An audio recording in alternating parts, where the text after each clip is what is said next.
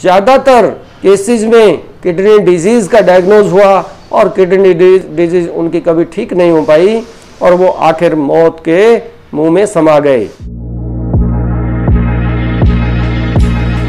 दोस्तों नमस्कार, आज मैं आपके सामने एक ऐसे रोग के बारे में बताने जा रहा हूं जिससे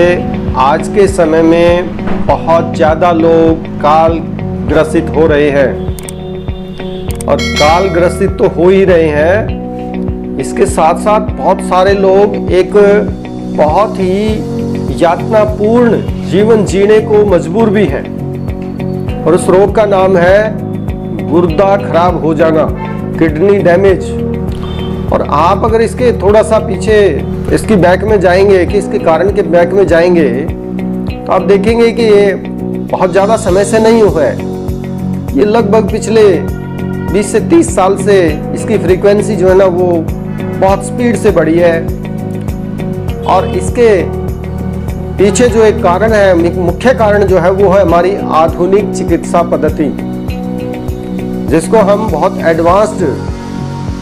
ट्रीटमेंट का एक तरीका मानते हैं, लेकिन वो कहीं ना कहीं हमारे लिए इतनी घातक सिद्ध हो गई है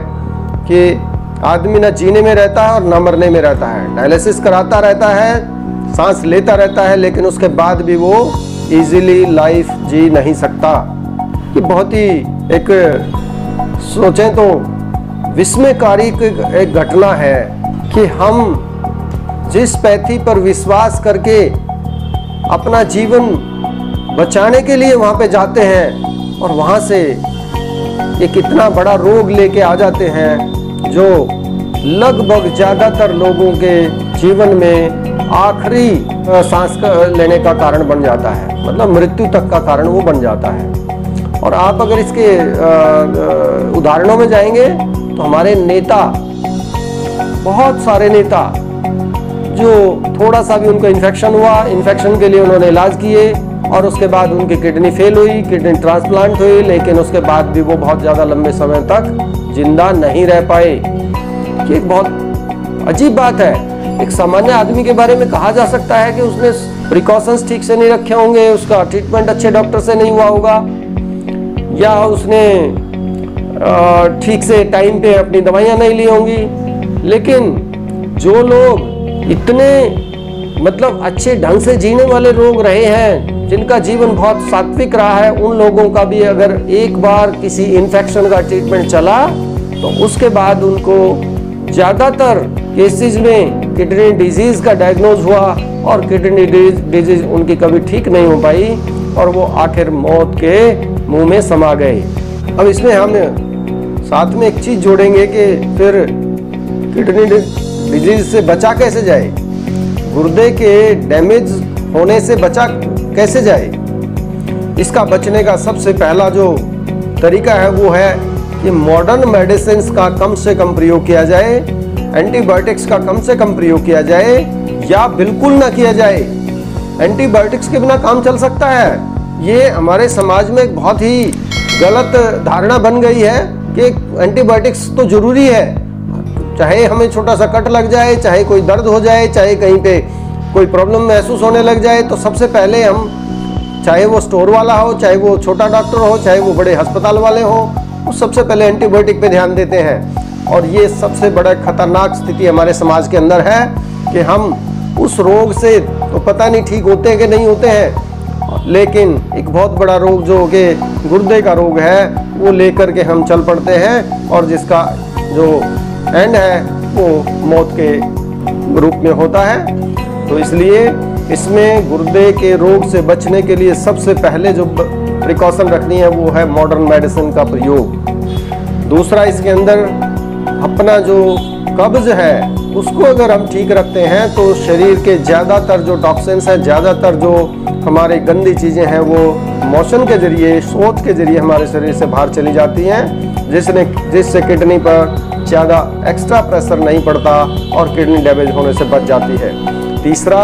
खाद्य पदार्थों में क्या चीज़ हमें ज़्यादा खानी चाहिए, उसमें हमें क्षारीय तत्वों का ज़्यादा प्रयोग करना चाहिए, हमें अम्लीय पदार्थों का कम प्रयोग करना चाहिए, हमें लेस वाली चीज़ें जो जो हैवी गरिष्ठ चीज़ें, जिनको लसीका वाली चीज़ें बोलते हैं, जो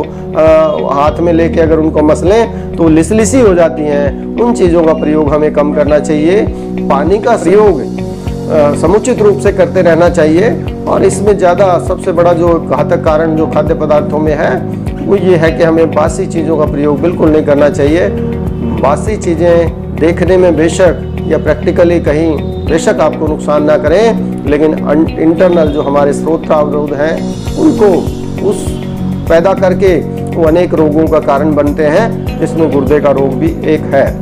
इसी प्रकार से मैदे से बनी हुई जो चीज़ें हैं, जो ब्रेड हैं, बिस्किट है, नमकीन है, जिनको बड़े शौक से हम खाते हैं, वो भी गुर्दे के डिफेक्ट होने का सबसे बड़ा कारण है। उससे भी आप इससे बच सकते हैं। तीसरा, जिसको हम आजकल चाय, कॉफ़ी और इस तरह के जो पेय